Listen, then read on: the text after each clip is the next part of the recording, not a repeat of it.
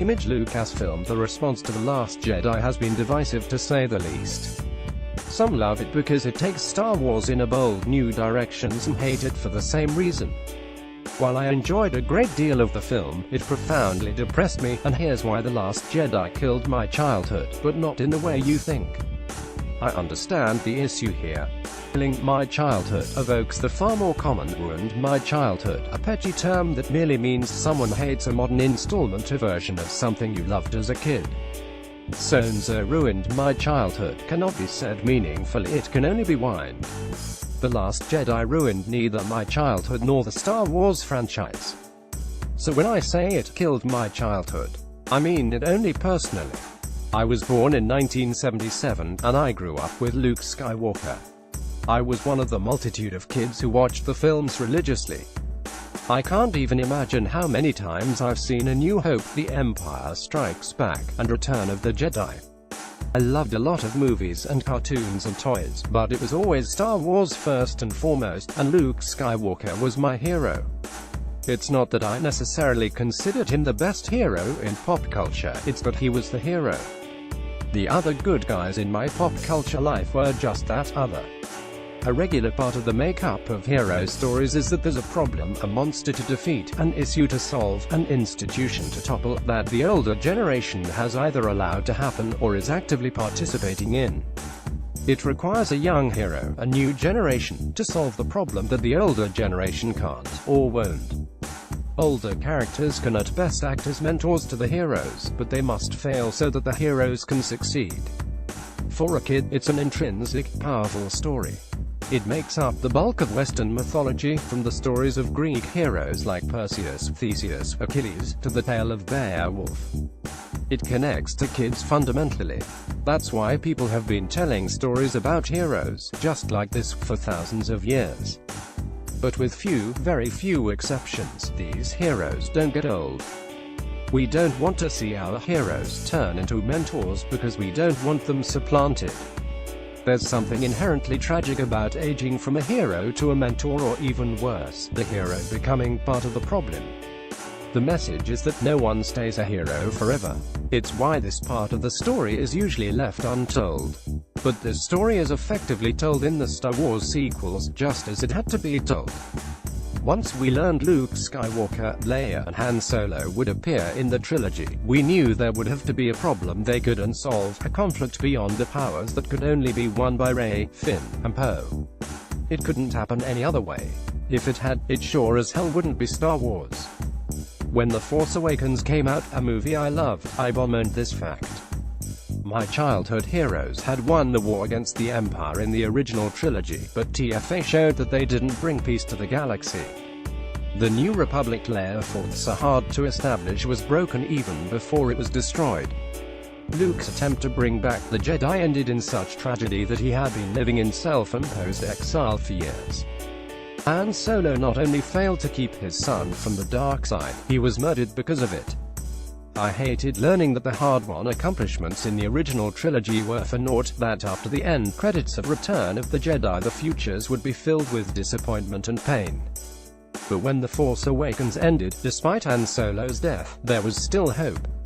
The Resistance survived. The battle against the First Order had just begun. Luke Skywalker had been found.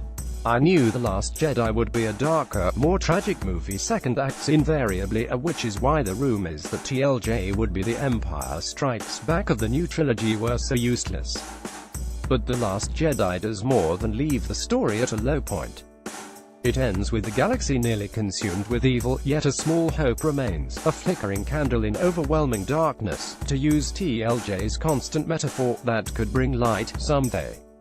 In the future, presumably Episode 9, the reason this small light isn't extinguished is because Luke Skywalker makes the ultimate sacrifice to keep it burning.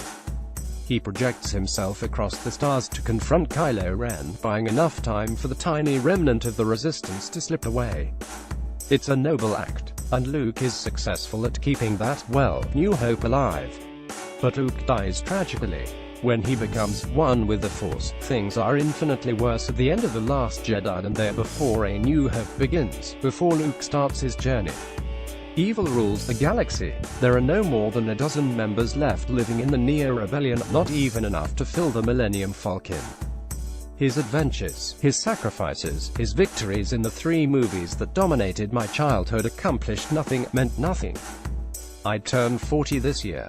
I've had a mild, rather traditional midlife crisis at the realization that I'm likely at the midway point of my life, but my love of the entertainment of my youth, buoyed both by the immensely popular and profitable nostalgia entertainment industry, as well as the fact that my professional career keeps one foot stuck firmly in my childhood, has kept me at least partially in a state of arrested development as I approached middle age.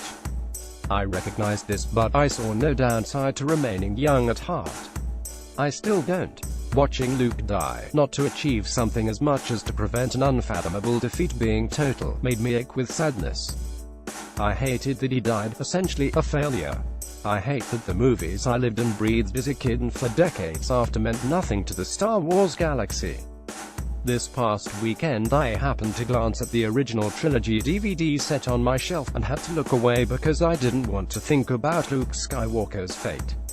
The Last Jedi has made me so upset I don't want to think about Star Wars at all. I would suspect that those people of my generation who were as obsessed with A New Hope, Empire Strikes Back, and Return of the Jedi as I was feel the same, like the Star Wars franchise has been wrested away from them, by taking the focus off the original heroes, by killing Luke off, and by essentially negating the movies I loved so damn much. Those who grew up with the prequels, or who enjoy Star Wars but don't feel a proprietary ownership over it, probably think I sound like a self-entitled asshole.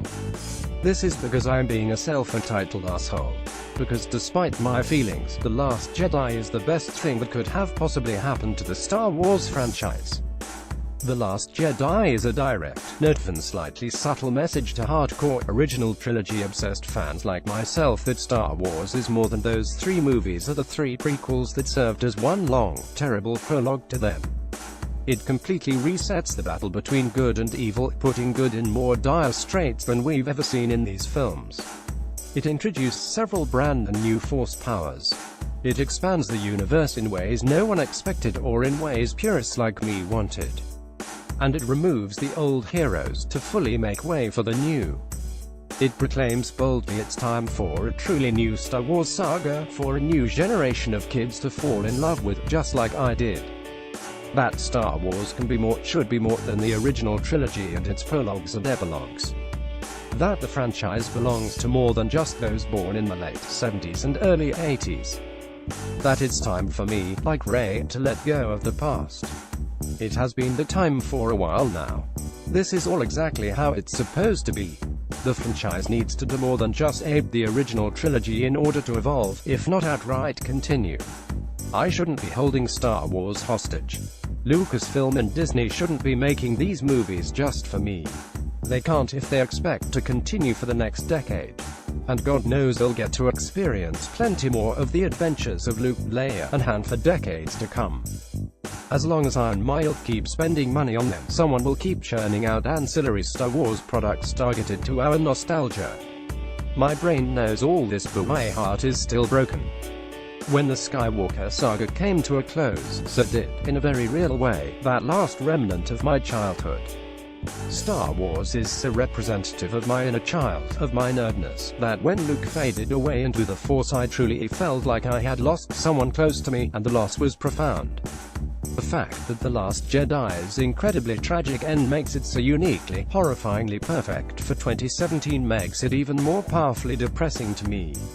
The Last Jedi was made with other fans in mind, especially the new ones. This isn't only a good thing, it's the right thing. If you grew up with the prequels, or your first Star Wars experience was The Force Awakens or TLJ, you almost certainly wouldn't have latched onto the original trilogy heroes in the way that my generation did. How could you? Why would you? If you were born in 2007, why would you be any more sad about Luke dying than we were when Obi-Wan sacrificed himself in A New Hope? Rey, Finn, and Poe are the heroes now. And whenever Episode 10 rolls around, maybe in 2021 or so, another new generation of heroes will emerge, for a new generation of kids to be inspired by. The Last Jedi is a good Star Wars movie. It just wasn't made for me, or the legion of other fans my age. After 40 years of having Star Wars basically tailor-made for us, it was well past time. But Luke Skywalker is still dead. And with him, part of my childhood died too. I mourn them both.